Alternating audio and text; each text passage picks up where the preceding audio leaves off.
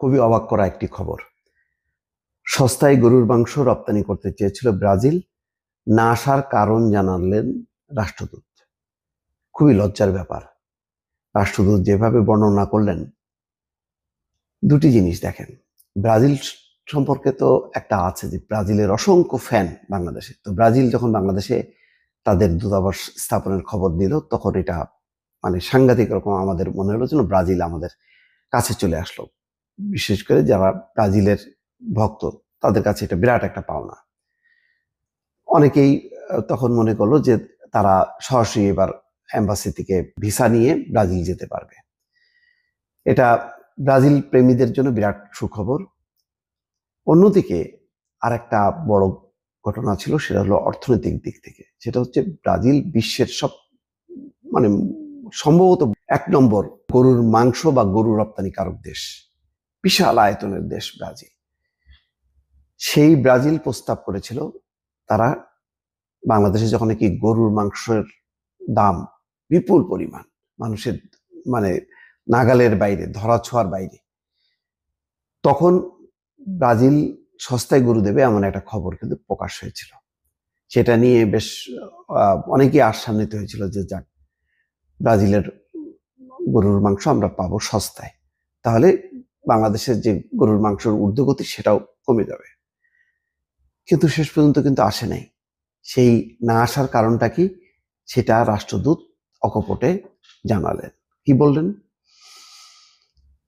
যে বাংলাদেশে অনেক সস্তায় গরুর মাংস রপ্তানির প্রস্তাব দিয়েছিল ব্রাজিল, কিন্তু সাবেক আওয়ামী লীগ সরকারের সময় আমলাতান্ত্রিক জটিলতা এবং প্রয়োজনীয় সনদ সার্টিফিকেশন না পাওয়ায় ব্রাজিল আর শেষ পর্যন্ত বাংলাদেশে গরু রপ্তানি করতে পারেনি।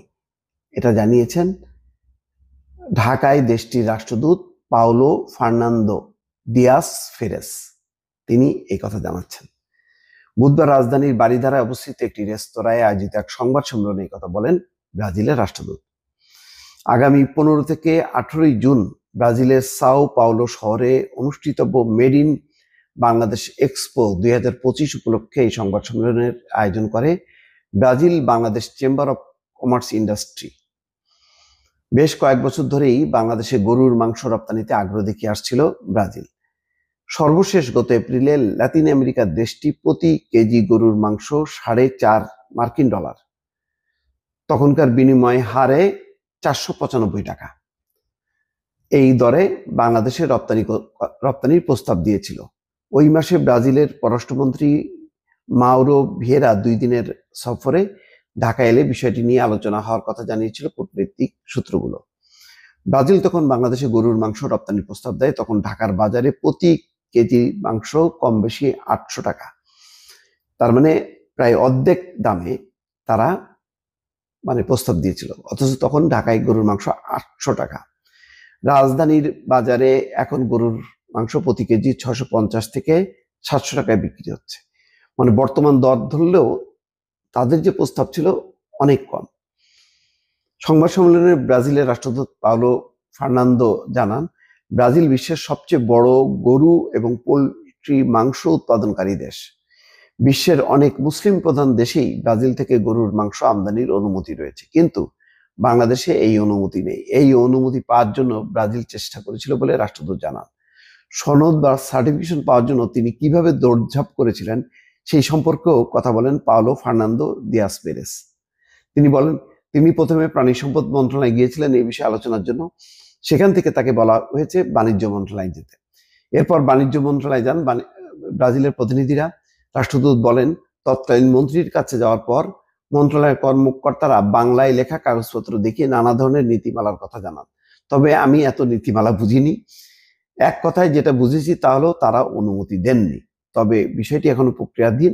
আশা করছি শেষ পর্যন্ত অনুমতি পাওয়া যাবে। চিন্তা করেন, যেখানে সানন্দে বাংলাদেশ দৌড়ঝাঁপ করে এই অনুমতিটা নেবে, কিন্তু তাদের কোনো আগ্রহ নেই। কেন আগ্রহ নেই জানেন? এইসব জায়গায় তাদের কোনো কমিশন নেই। যেখানে কমিশন নেই, টাকা নেই, সেখানে ব্যাপারে কোনো রকম আগ্রহ নেই। এই কারণে বাংলাদেশে গত 15 বছরে বিদেশি বিনিয়োগ বিন্দু মাত্র নেই। সৌদি রাষ্ট্রদূত কি বলল, যে একটা বড় তেল বিনিয়োগ প্রতিষ্ঠান আরামকো, তারা আসতে পারেনি। স্যামসাং বাংলাদেশে এসে এয়ারপোর্ট থেকে আবার তারা ফিরে গেছে। এই ছিল বিনিয়োগ বান্ধব আওয়ামী লীগ। দর্শক, শুধু দুই দেশের মধ্যে বাণিজ্য নয়, ব্রাজিল বাংলাদেশে নতুন বিনিয়োগ করতে চায় বলেও জানান পাওলো ফার্নান্দো দিয়াস। কৃষি, ওষুধ শিল্প, নবায়নযোগ্য জ্বালানি সহ নানা খাতে বাণিজ্য ও বিনিয়োগের ক্ষেত্রে ব্রাজিল ও বাংলাদেশ পরস্পরের সঙ্গে কাজ করতে পারে বলে জানান তিনি। যা কত বড় দুঃখজনক ব্যাপার, গরুর মাংস, যেখানে বাংলাদেশের অধিকাংশ মানুষ গরুর মাংস পছন্দ করে, আর বিশেষ করে এই রমজান মাসে গরুর মাংসের চাহিদা ব্যাপকভাবে বাড়বে। হ্যাঁ, সেই সময় যদি ব্রাজিলের এই গরুর মাংস পাওয়া যেত, তাহলে বাংলাদেশের দামটা স্থিতিশীল থাকতো, কম দামে মানুষ গরুর মাংস পাইতো। কিন্তু আওয়ামী লীগ এই একটা দৃষ্টান্ত স্থাপন করতে পারলো না যে না, তারা গরুর মাংস এনে গরুর মাংসটাকে মানে দামটাকে একটা সহনীয় পর্যায়ে রাখতে পারলো।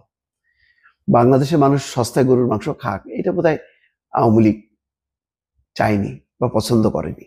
টু পয়সা তো ছিল না, সেজন্য অবহেলা করছে।